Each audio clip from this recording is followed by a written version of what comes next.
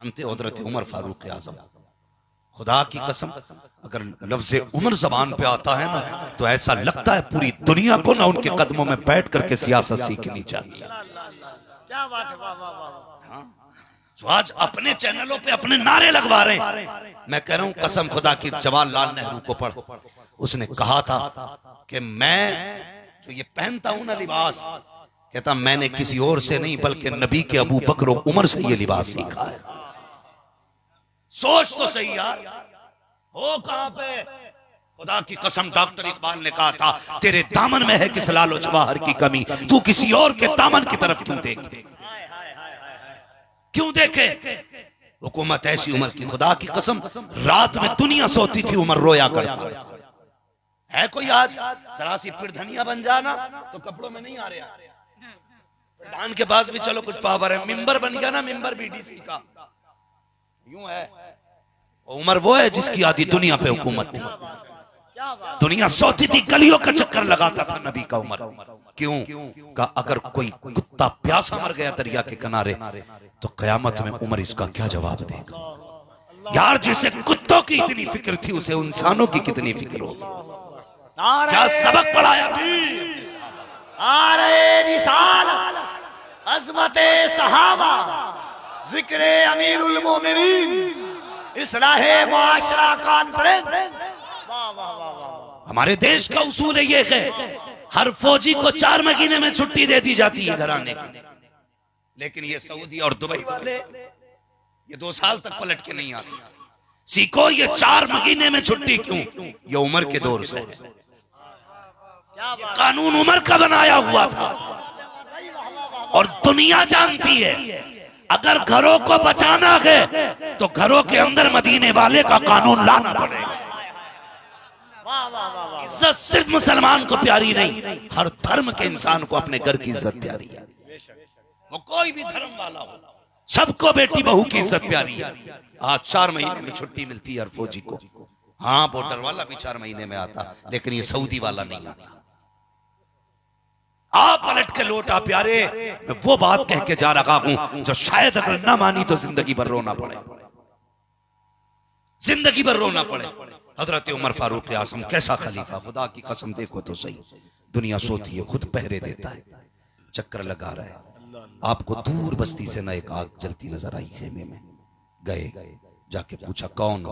का परदेसी है। कैसे आए? कहा कि आए थे अपने तिजारत के काम से। क्या हुआ? का बीवी उम्मीद से थी, दर्द ज़ै शुरू हो गया, कहीं बच्चे की विलादत का वक्त है, अजनबी है, परदेसी है, कोई हमें जानता नहीं। अल्लाह अकबर, फरमाया ठहरो अभी आता हूं। उन्हें पता नहीं था ये सामने कौन है, और गए अपनी बीवी को लिया और खाने पीने का सामान लिया, गर्म कपड़ा, पानी गर्म करने का सामान सारा लेके जंगल में उस खेमे के अंदर पहुंचे जिसमें अजनबी था। बीवी को अंदर भेज दिया, खुद मर्द के साथ बाहर बैठ गए। तारीख में लिखा है जिस चीज की जरूरत पड़ रही थी उमर खुद पानी को आग जला जला के गर्म करके बीवी को दे रहे थे। आधी दुनिया का बादशाह है और बच्चे की विलादत हो गई। जब सुबह हुई कहने लगे कैसे आए? कहा उमर से मिलने आए थे। कहा पहचानते हो? कहा नहीं। तो कहा मुझे ही उमर फारूक आजम कहा जाता है। चीखें निकल गई, कहने लगा वाह, जैसी बातें सुनी थी वैसा पाया, ये नबी का उमर है। लेकिन जानते हो एक दिन बीवी ने क्या कहा? उमर कयामत के दिन मैं दामन पकड़ूंगी तुम्हारा, तुमने मेरा हक मारा है। इतना सुनना था, हजरत उमर फारूक आजम की चीख निकल गई, अल्लाह अकबर। वो बीवी का मामला था, उमर मैं तुम्हारा दामन पकड़ूंगी कयामत के दिन। शरीक हयात आंख में आंसू हैं, बता कौन सा हक मारा गया है, बता तो सही कौन सी खता हो गई है। एक खातून बता तो सही। ऐसे बिलक बिलक के रो रहे थे जैसे बच्चे रोया करते हैं। बीवी ने कहा उमर बात यह है तुम पूरी रात पहरे दिया करते हो, मेरा भी तो कोई हक बनता है, मैं तुम्हारी बीवी हूँ, मैं भी तो चाहती थी तुम्हारे साथ जिंदगी की मोहब्बत के पल गुजारूं। दिन भर अदालत के लिए बैठे रहते हो, रात भर पहरे दिया करते हो। ए उमर मेरे लिए जो वक्त था वो किधर गया है? अल्लाह अकबर। इतना सुनना था, हजरत उमर की चीख निकल जाती है। कहते खातून जो चाहे आज बदला ले ले, कयामत में उमर का दामन ना पकड़ लेना, उमर बड़ा मजबूर हो जाएगा। अगर खुदा के आगे तूने टोक दिया उमर कहीं का नहीं रखेगा। खातून ने कहा था उमर एक शर्त पे माफ किया जा सकता है। का कौन सी शर्त? का वादा करो मुझे छोड़ के जन्नत में नहीं जाओगे, इस शर्त पे माफ किया जाएगा। उमर ने कहा था, खातून उमर वादा करता है अगर मैं जन्नत में गया तो अकेला नहीं जाऊंगा, तेरा हाथ पकड़ के तुझे भी जन्नत में साथ लेके जाऊंगा।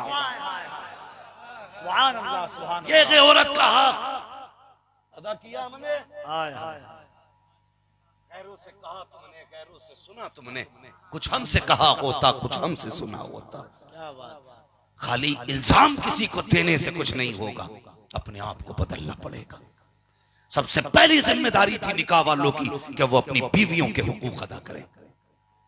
ये पहली जिम्मेदारी, और नहीं कर सकते तो तुम्हें निकाह करना हराम भी है। सुनो कान खोल करके, हाँ कोई घिचिपड़ी नहीं होगी। मिंबर पे उलमा अहले सुन्नत है, अगर उनका फर्ज उनका हक अदा नहीं कर सकते तुम्हें इजाजत नहीं निकाह करने की।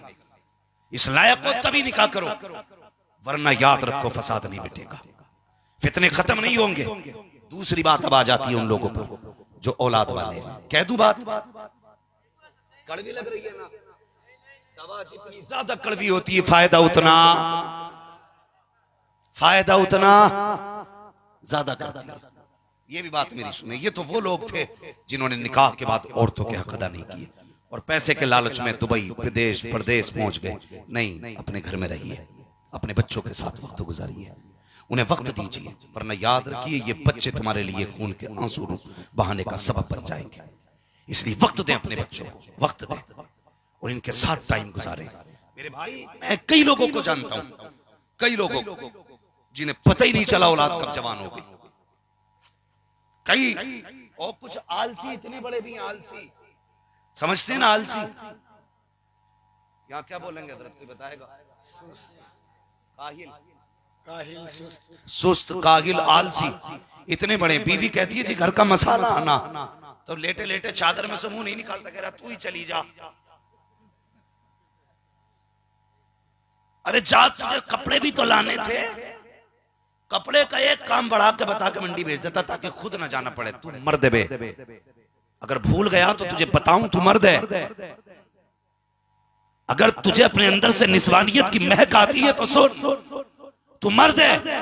बाहर के काम तेरी जिम्मेदारी थी, घर के काम तेरी औरत की जिम्मेदारी। इसलिए नहीं गया, गर्मी में कौन जाएगा, जा खुद लिया जाके। नतीजा क्या निकला, एक बार ऐसी गई कि पलट के ही नहीं आई। ये गलती करते बुनियादी, बुरा मत मानना, मैं इससे ज्यादा खुल के बात नहीं कर सकता। मिंबर है, इसका भी लिहाज करना जरूरी है। फिर ऐसी गई कि पलट के नहीं आई। देखो एक एक नजर से बेटी के बच्चे कहां जा रहे हैं आपके। पढ़ाई के मुखालिफ हम नहीं, मैं तो कहता हूं बेटियों को पढ़ाओ ताकि तुम्हारी बेटियां गैर महरूमों के सामने अगर डॉक्टर के पास जाएं तो उनके कपड़े गैर मर्द के आगे ना उतरे। मेरी तमन्ना तो ये रहती है मेरी कौम की बेटी बीमार हो तो सामने भी औरत खड़ी हो और उसके कपड़े किसी मर्द के सामने ना उतरे, बल्कि उसके कपड़े एक औरत के सामने उतारे। चाहता हूं मैं भी, ये मेरी ख्वाहिश है, लेकिन गलती ये करते हैं, बड़ी गैर जिम्मेदारी के साथ हम लोग ना अपने बच्चों को तालीम के नाम पे गुमराह कर रहे हैं। तालीम के नाम पे बाप मौज में फीस भर के कह रहा बेटी पढ़ रही है, आईएससी कर रही है, पीएससी कर रही है, एमकॉम कर रही है, बीकॉम कर रही है, जो मर्जी करे तू करा। लेकिन मेरे प्यारे मेरी बात गौर से सुन ले, मैं इनकार नहीं करता, लेकिन तालीम बेटियों के देने से पहले तुम्हें सोचना पड़ेगा। अगर आपकी बेटी तो ख्याल रखिएगा ऐसी जगह बेटी को भेजिए जहां पढ़ने वाली भी बेटियां हो, पढ़ाने वाली भी बेटियां हो। अगर बेटी स्कूल जाती है ऐसे स्कूल में एडमिशन कराइए जहां पढ़ने वाली भी बेटियां हो, पढ़ाने वाली भी बेटियां हो। याद रखिए इस्लाम किसी की मुखालफत नहीं करता, इस्लाम किसी को जलील नहीं करता। इस्लाम एक उसूल मुकर्रर किए है मजहब इस्लाम ने, कौन सा ज़ाब्ता दिया है, अगर इस ज़ाब्ते पे अमल कर लिया जाए खुदा की कसम पूरे फसाद का जनाजा निकल जाएगा, किसी की बेटी की आबरू नहीं लुटेगी। इस्लाम ये कहता है ओ लोगों निगाह के नीचे रखा करो, अगर मर्द नीची नजरें करना शुरू कर दे किसी की बेटी की आबरू नहीं लुटेगी। और इस्लाम ये कहता है और तो अपने आप को पर्दे में रखो, अगर औरतें पर्दे में रखें किसी की हिम्मत नहीं है किसी की आबरू लूट सके। एक साहब कहने लगे कि ये जितनी नकाब वाली बिगड़ी हुई है बेनकाब वाली बिगड़ी नहीं है। मैं कहता हूँ नादान गलत कह रहा है, जिसे तू कहता है ये नकाब वाली बिगड़ी है, नहीं, आज बिगड़ी हुई ने नकाब पहन लिया है, अपने आप को नकाब में छुपा के अपने ऐबों को लेके जा रखी है। खुदा की कसम खा के कहता हूँ, अगर पहले दिन से इसे नकाब पहनाया होता तो इसका किरदार भी सलामत होता, इसकी इज्जत भी सलामत। वाह वाह वाह, नारे तकबीर, नारे रिसालत, इस्लाहे मुआशरा कॉन्फ्रेंस। इसने नकाब इसलिए नहीं पहना कि ये शरीफ है, इसलिए पहना कि इसका बदनुमा चेहरा किसी की पहचान में ना आए। इसे नकाब कहते हो? आ तुझे एक नकाब की कहानी बताऊं। मौलाए कायनात मौला अली का दौर है। एक बेटी नकाब पहन के गुजर के जा रही, हवा का झोंका आया, चौक से गुजर रही थी, धीरे से हवा के झोंके ने कपड़ा हटा दिया। एक जवान गुजर के जा रहा था, उसकी निगाह उस लड़की के चेहरे पे पड़ी और जाके उसकी आंखों पे पड़ गई। बस आंखें इतनी खूबसूरत थी कि वो दीवाना हो गया। ऐसा मन चला नहीं था कि 6 घंटे स्कूल के आगे गधा बन के खड़ा रहता हो, 5 घंटे नाली पे बैठ के बदबू सूंघता हो कि यहीं से गुजरेगी। नहीं, वो ऐसा था, उसने जब देखा फैसला कर लिया मुझे निकाह उस लड़की से करना है। आया, खातून को बुलाया, कहा जाओ उस बच्ची से जाके कह दो कि मुझे उससे निकाह करना है, मुझे उसकी आंखों से मोहब्बत हो गई है। जैसी खबर बच्ची के दरवाजे पे पहुंची, बूढ़ी ने जाके कहा, बेटी एक फला जवान है जिसको तुम्हारी आंखों से प्यार हो गया। हाँ, तो खातून कहने लगी कि उसको तुम्हारी आंखों से प्यार हो गया। तो उसने कहा मेरी आंखें उसने कैसे देखी? कहा वो जवान कह रहा है कि जब गुजर रहा था हवा के झोंके से तुम्हारे चेहरे का ये कपड़ा हट गया था और उसकी नजर तुम्हारे आंखों पे पड़ गई थी, बस तुम्हारी आंखों का दीवाना हो गया वो। उसने कहा अच्छा। कहा ठहरिए अम्मा। वो अंदर गई और चाकू लिया, तबाक लिया, आंखें दोनों निकाली, तबाक में रखी, बाहर आके खून बह रहा था चेहरे से। खातून के हवाले बूढ़ी से कहने लगी, अम्मा ये आंखें ले जा, उससे कह देना तुझे इन आंखों से मोहब्बत हो गई है, अब मुझे इन आंखों की जरूरत नहीं है। चीख निकली बूढ़ी की, कहने लगी बेटी हाय ये क्या किया? उसने कहा अगर कयामत के दिन फातिमा ज़हरा ने मुझसे पूछ लिया कि बता तू इन आंखों को लेके आई है जिस पे गैर महरम की नजर पड़ गई थी, तो मैं इन आंखों की वजह से सैयदा के आगे जलील हो जाऊंगा, मुझे इन आंखों की जरूरत नहीं है। अल्लाह अकबर। बात चलते चलते मौलाए कायनात के दरवाजे तक पहुंच जाती है। या अली कहा क्या? कहा एक औरत ने, एक लड़की ने अपनी आंखें इसलिए निकाल के दे दी कि एक जवान की नजर उसकी आंखों पे पड़ गई है। अल्लाह अकबर। हजरत अली ने बुलाया, लड़की को बुलाया, लड़के को बुलाया। बुलाने के बाद पूछा क्या राय है? लड़के ने कहा निकाह करना चाहता था, हुजूर निकाह में इसकी आंखों पे आशिक हो गया था। कहा तूने क्यों आंखें निकाल दी? कहा इसलिए निकाल दी ताकि कयामत के दिन खातून जन्नत के आगे रुस्वा ना होना पड़े। अल्लाह अकबर। हजरत अली की शान देखिए, आपने आंखें उठाई है, लड़की के हल्के में रखी, अपना लुआब लगाया, लगाने के बाद जैसी दम किया गया, लड़की कहती है पैदा करने वाले की कसम मुझे पहले से ज्यादा अच्छा नजर आने लग गया। वाह वाह वाह वाह वाह, अल्लाह अकबर। फिर हजरत अली ने निकाह करा दिया, दोनों का निकाह करा दिया। ये है नकाब, ये नहीं है नकाब कि इसलिए पहन के जा रही है ताकि तेरे नजर, तेरे चेहरे को कोई पहचान ना सके। शायद तू अपने आप को नहीं जानती, मैं बताऊं तू कौन है। खानदान की शान है तू, परिवार की आन है तू, बाप की जान है तू और नस्ल की निगहबान है तू। अगर तेरा अकेली का कदम बहका, तेरा बाप कभी नजर उठा के नहीं चलेगा। अगर तेरा मुंह काला हो गया, भाई कभी 4 लोगों में खड़ा नहीं हो पाएगा। अगर तूने बाप की इज्जत को पैरों तले रोंद दिया तो तुझे, तेरे बाप को, तेरे खानदान को सुबह क़यामत तक लोग गालियां दे दे के जीने लायक नहीं छोड़ेंगे। इस्लाम की शहजादी तू कौन है तुझे पता तक नहीं है। खुदा की कसम हुराने जन्नत तेरी खिदमत के लिए है, गिलमाने जन्नत तेरी खिदमत के लिए है। तू चाह किधर रही है? चंद सोने के टकों की खातिर तू बहक गई, गाड़ी में बैठने की खातिर तूने अपने आप को बर्बाद कर दिया। जवानी के 4 दिन तुझसे न संभाले गए, इन जवानी के 4 दिनों के अंदर तूने रब की नाराजगी को कबूल कर लिया। ओ खुदा की बंदी, मौत सभी को आनी है। और मैं सिर्फ एक बात कहना चाहता हूँ, मेरी कौम के शहजादी, सरों पे दुपट्टा तुम्हारे नकी है, तुम्हारे सरों पे दुपट्टा नकी है, हया की चादर तुमने उतार के फेंक दी है। जरा सोच तो सही, रब ने तुझे कितनी इज्जत बख्शी है। लोग कहते हैं, एक सोशल मीडिया पे कुत्ता भौंक रहा था कि अगर इस्लाम में रहोगी 10 बच्चों की माँ बनोगी, वाओ हमारे साथ आ जाओ, 10 बच्चों से छुटकारा पा जाओगी। मैंने कहा था जा, तूने पहचाना नहीं अपने इस्लाम को। अगर शहजादी इस्लाम की होती तो कह देती खुदा की कसम इस मजहब से अच्छा कोई मजहब नहीं है। यहाँ 10 बच्चों की माँ तो बनाया जाता है, 10 शोहरों की बीवी नहीं बनाया जाता। नारे तकबीर, हाथों को उठाकर नारे तकबीर, नारे रिसालत, मजहबे इस्लाम, अज़मते इस्लाम, शरीयते मोहम्मदी, दीने मुस्तफवी, अल्लामा हम्मद रज़ा साहब क़िबला, नारे तकबीर, नारे रिसालत। दीन सिखाओ बेटियों को, दीन। इन्हें बताओ इस्लाम क्या है, इन्हें बताओ मजहब इस्लाम क्या है। खुद बता तो सही, खुद बता। कोई धर्म ऐसा नहीं जिसमें बेटी को इज्जत न दी गई, औरत का जिसमें पर्दा ना हो, कोई धर्म ऐसा नहीं। अब आकर के अगर कोई कुछ भी करे, मनमानी का हमारा कोई इलाज नहीं। मैं अपनी बेटियों से एक बात कहना चाहूंगा, तू अपनी इज्जत को पहचान, अपनी इज्जत को पहचान, वरना अजाब भी तेरे लिए इतना सख्त है। हुजूर मेराज में गए ना, औरतों को सर के बालों के जरिए लटका देखा, जबान के जरिए लटका देखा हुजूर ने। हाँ, कई तरह से औरतों को अजाब में मुब्तला देखा। अल्लाह अकबर, तुझे नहीं पता है जहन्नम कितनी खतरनाक चीज है, कितनी खतरनाक चीज है, तू सोच भी नहीं सकती जहन्नम के अजाब को। फरमाया गया अगर जहन्नम की आग से निकाल के बंदे को ना दुनिया की आग में लटा दिया जाए, ऐसे महसूस करेगा जैसे उसे एसी में लटा दिया गया। खुद सोच वो कितनी सख्त अजाब होगा, कितनी सख्त आग है जहन्नम की। अल्लाह अकबर। मगर देख तुझे इस्लाम ने और तेरे रब ने कितनी इज्जत दी है। मर्द मरे 3 कपड़े काफी हैं, उसे दफना दो, 3 कपड़े काफी हैं, दफना दो। लेकिन बेटी जनाजा जाए, लेट जनाजे पे जाए, इस्लाम कहता है इसे 3 मत देना, इसे 5 देने हैं। कितने देने? सारे बोलो कितने? पढ़े लिखे लोग हैं ना, अब तो कोई भी अंगूठे का दौर है ही नहीं। ये तो हमारी किस्मत है कि फिर अंगूठा लगाने लगे। पहले लोग कहते थे अंगूठा छाप है, अंगूठा टेक है, तो लोगों ने साइंस शुरू कर दी।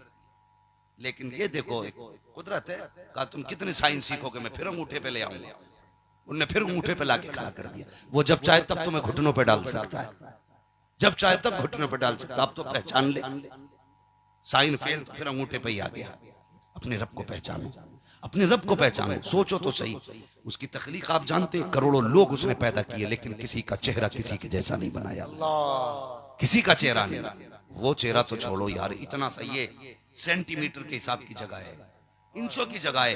उसने इतनी जगह के अंदर ऐसी कारीगरी की है, अरबों खरबों लोग आए, लेकिन किसी का अंगूठा किसी से आज तक ना मिल सका। उसे पहचानो तो सही। ये 4 हाथ, वो खड़ा है पंडाल, इसके 4 पाए हैं, 4 पाए। अगर ये हटा दिए जाए बचेगा? ऐसी रुका रहेगा? ये है कोई कारीगर जो कहे मैं इसे ऐसी रोक दूंगा बिना पाए? अल्लाह कहता तू एक पंडाल नहीं रोक सकता। देख मैंने 7 आसमान बिना पिलर के खड़े कर रखे, मुझे पहचानना, मैंने बिना पिलर के खड़े कर रखे। तू है किधर? है ना, तू एक छत नहीं रोक सकता, मैंने आसमान रोक रखा है। वो कहता तुझे एक बल्ब जलाने के लिए स्विच देना पड़ता, देख मैंने कितने तारे लगाए हैं बिना कनेक्शन के जल रहे हैं। तेरी लाइट बुझ जाती है, मेरी जलती रहती है। हाँ, वो कहता तुम्हें अपने बल्ब के लिए ना बटन लगाने पड़ते, देख मेरी कारीगरी देख, ये अपने हिसाब से चमकते हैं और चुभते हैं, ये उसकी कारीगरी है। उसने कहा नहीं बेटी है, 3 नहीं 5 कपड़े देने पड़ेंगे, 5 कपड़े। मर्द के कितने कपड़े होते हैं? 3। जोर से 3। माशाल्लाह, सबको मरना है ना? आधे क्यों बोल रहे हो? जो ना बोलेगा शायद समझ लो ना जल्दी मौत आने वाली है। मरना है ना सबको? कितने कपड़े होते हैं कफन में? अगर ये पूछ लूं क्या क्या तो फिर खैरियत नहीं है। कई लोगों का पर्दा उठ जाएगा। हजरत इसे ये पता है कि डीजे में नाचने वाली कहां की टॉप नंबर की, किसके साउंड में ज्यादा धमाके सब पता है। मिंबर वालों को छोड़ के एक सवाल करता हूं, उलमा को छोड़ के कोई भी बता दे निकाह में कितने फर्ज हैं, कितने वाजिब है, कितनी सुन्नत है?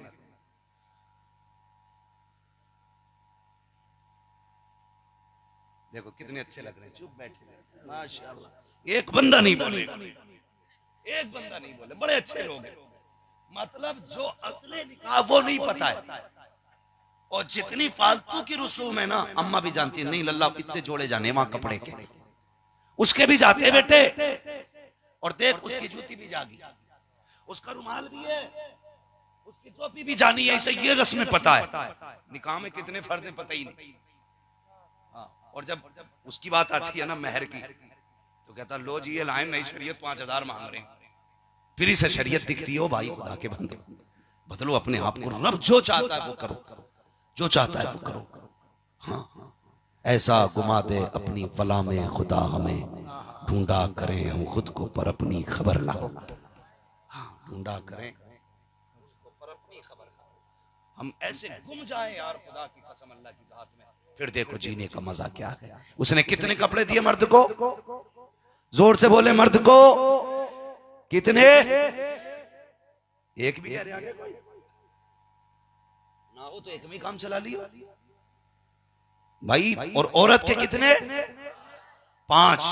2 कपड़े बढ़ा दिए, ओढ़नी और सीना बंद, ओढ़नी और सीना बंद, ये 2 कपड़े औरत के बढ़ाए गए। मुझे बता तो सही, कभी कभी तकलीफ होती है जब कब्रिस्तान में लड़की को उतारा जाता है, कितनी शान से ऐलान होता है पीछे हट जाओ, पर्दा कर लो, बच्ची को कब्र में उतारा जा रहा है। मुझे हैरत होती है, आज ये ऐलान किया जा रहा है जबकि सब आने वाले नमाजी हैं, आने वाले बेवुजू हैं। जब ये बाजार में नंगे सर जाती थी तब तेरी जबान पे ताला क्यों रहता था? जब ये नंगे सर शादियों में जाती थी तब क्यों नहीं कहता था नजरें बदल लेना मेरी बेटी आ रही है? तब कोई कहने वाला नहीं होता था, ओ लोगों नजरें नीची कर लो, बेटी आ रही है। आज कब्र में जा रही है तो लोग बड़े फख्र से कहते हैं चेहरा देखने मत आना, इसलिए कि अभी ये कफन में आ गई है। रब ने 5 कपड़े दिए, सीना बंद एक दिया, एक ओढ़नी बढ़ाती गई। वो मेरी कौम की बेटी, कभी पूछ तो सही अल्लाह से कि तूने 5 कपड़े इसको क्यों दिए गए? ये तो जब जिंदा थी कभी सर पे दुपट्टा नहीं रखा,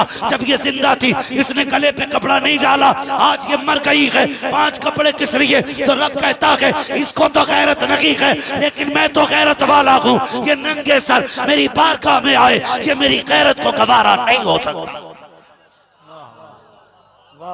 इससे पहले कि मरने के बाद तेरे सर पे कपड़ा डाला जाए, अपने हाथ से कपड़ा डाल ले, अपने हाथ से कपड़ा डाल ले। और याद रख वो आवाज देता आ जाओ मेरी चौखट पे मैं बख्श दूंगा, आ जाओ मैं बख्श दूंगा। ये हमारा स्टाफ बैठा है, ये हिफाजती इंतजामिया हमारे ऑफिसर्स बैठे, इनसे पूछ लीजिए जाकर के अगर किसी को शक हो जो बात कह रहा हूं, बंदा अगर कोई गुनाह कर ले और खुद थाने में हाजिर हो जाए तो उसके साथ नरमी की जाती है। होता कि नहीं ऐसा?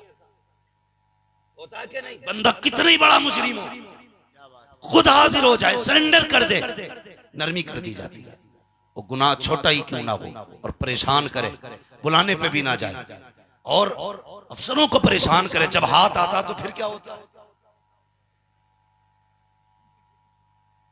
फिर तो सारी वसूल कर ली जाती है, अगली पिछली थकन है ना, है कि नहीं? पकड़ के लाया जाए तो नजरिया अलग होता है, खुद आता है तो नजर अलग होती है। रब कहता 4 कंधों पे तो लाया ही जाएगा, पहले खुद आ जा, आज अपने पैरों पे चल के आजा, बख्श दूंगा। जब 4 कंधों पे आएगा जर्रे जर्रे का हिसाब ले। अरे बहुत बड़ी बात है अमान भाई, वो कह रहा आज आजा बख्श दूंगा, अगर पकड़ के लाया गया तो फिर खाल उधेड़ दूंगा, खाल उधेड़ दूंगा। मेरी बेटी इससे पहले के लोग 5वां कपड़ा डालें खुद डाल, इससे पहले के तेरे ऊपर ओढ़नी लोग डालें अपने हाथ से डाल ले, समझ आए तो खुद डाल, ताकि कयामत के दिन तू वो मुजरिम न कहलाई जाए कि जिसको पकड़ के लाया गया था, बल्कि वो कहलाया जाए फरिश्ते कहें कोई बात नहीं, सुबह का फूला शाम को आ जाते हैं तो खोया हुआ नहीं कहते, खोया हुआ नहीं, भटक गया था लेकिन खुद आ गया, लेकिन कहीं पकड़ के लाया गया है। बड़ा नाफरमान था। फिर अल्लाह जब हिसाब लेगा खाल उधेड़ देगा, खाल उधेड़ देगा।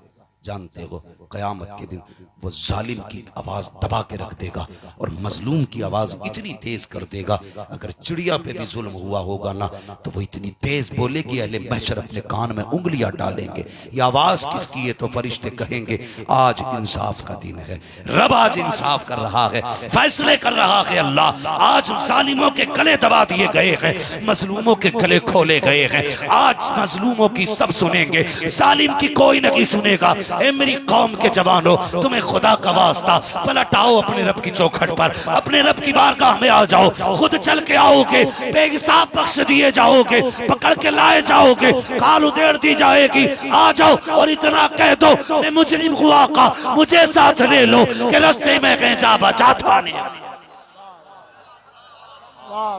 आज भी आवाज आ रही है, हम तो माइल बकरम है कोई साइल ही नहीं, राह दिखलाएं किसे राह रवे मंजिल ही नहीं, राह दिखलाएं किसे राह रवे मंजिल ही नहीं। अपने रब से प्यार करो, मोहब्बत करो। जो बातें मैंने कही है पहले इन्हीं दो बातों पे अमल कर लेना। तूफान नूह लाने से आखिर क्या फायदा, एक अश्क ही बहुत है अगर कुछ असर करे। भाई मैं 307 बातें बता जाऊं अमल करने की और 3 बातें याद ना रखें तो फजूल की बात है। कोशिश करना, मेरे हुजूर ने फरमाया सबसे अच्छे नसीब वाला वो है जिसकी रोजी घर के जितने ज्यादा करीब है। कोशिश करना कि ऐसी जगह कमाना जाके जहां से रोज लौट के आके अपने बच्चों में खाना खा लिया करो, अपने बच्चों में बैठ के रोटी खा लिया करो। इतनी दूर जाना कि शाम को रोज अपने बच्चों में, शाम को ना आ सको 8 दिन में आ जाओ, 8 में ना आ सको 15 में आ जाओ यार, महीने के अंदर अंदर आ जाया करो। अपने बच्चों के साथ वक्त बिताओ, वरना पता चला गया तो कमाने था लेकिन 6 साल हो गए, बच्चों से दूर था, लाश बन के पलटा है।